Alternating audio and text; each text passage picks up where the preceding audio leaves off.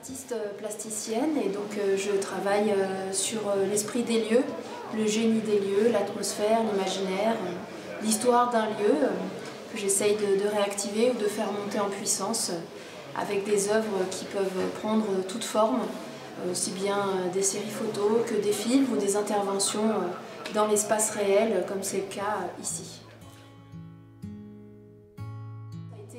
L'occasion de venir pour la première fois ici. C'est ça qui fait la richesse du travail artistique quand on le pratique en itinérance, comme c'est mon cas, c'est qu'on fait des rencontres avec des endroits qu'on n'aurait jamais imaginé possible de découvrir. Et là, c'était vraiment l'occasion de voir les choses de l'intérieur. Ici, toutes les portes se sont ouvertes et pour une personne curieuse comme moi, par nature, c'était vraiment très intéressant. C'est la première fois que je travaille avec le milieu du vin et je ne regrette pas, c'était vraiment une belle rencontre. Alors en fait, on m'a demandé d'intervenir dans un lieu qui s'appelle une orangerie. Il se trouve que c'est une orangerie, c'est une serre en fait, c'est un endroit où il y avait de la végétation avant. Donc déjà ça a été vraiment la première chose qui m'a vraiment interpellée, de faire revenir le végétal dans ce lieu et la connexion avec l'extérieur, l'environnement où on se trouve, sachant que la forêt c'est un élément très puissant à partir duquel on travaille. On lutte contre lui, on fait corps avec, on l'embrasse du regard, on se laisse pénétrer par lui. Enfin, quand on vit comme ça en prise avec la nature, c'est un élément qui je pense est très présent pour les personnes qui travaillent ici, ce que je disais tout à l'heure. Quand on travaille à produire du vin, de l'alcool, on est en tension avec cet élément.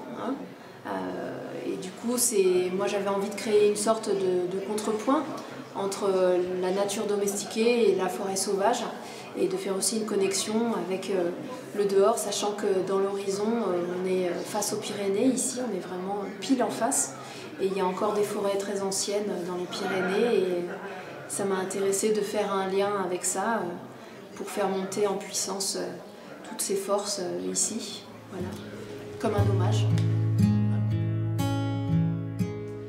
Là aussi, c'est la première fois que je suis dans un environnement aussi propice pour découvrir l'Armagnac. Et c'est vrai que jusqu'à présent, ça ne faisait pas partie des alcools vers lesquels j'étais naturellement attirée. J'apprécie le vin, bien sûr, mais je n'ai pas de connaissances particulières. Et là, c'est vrai qu'on était dans un cadre absolument idéal pour le découvrir. Et pour vous dire, il y a dans la maison où on a été hébergé pour réaliser l'œuvre pendant la résidence, il y a un chariot qui est bien connu de tous les invités de l'Aubade, sur lequel il y a tous les millésimes depuis 1963 il me semble, à peu près jusqu'à maintenant. Et du coup, on peut goûter tous les millésimes. Et il se trouve que je viens d'avoir un bébé et qui a 4 mois à ce jour. Et que pendant ma résidence, j'allaitais cet enfant et je n'ai pas pu goûter les millésimes d'Armagnac de l'Aubade. Donc c'est pour vous dire ma frustration, il a fallu que ça tombe à ce moment. Donc vous me demandiez quelle a été ma rencontre avec l'Armagnac, et bien c'est une belle rencontre, mais je me vengerai. Voilà.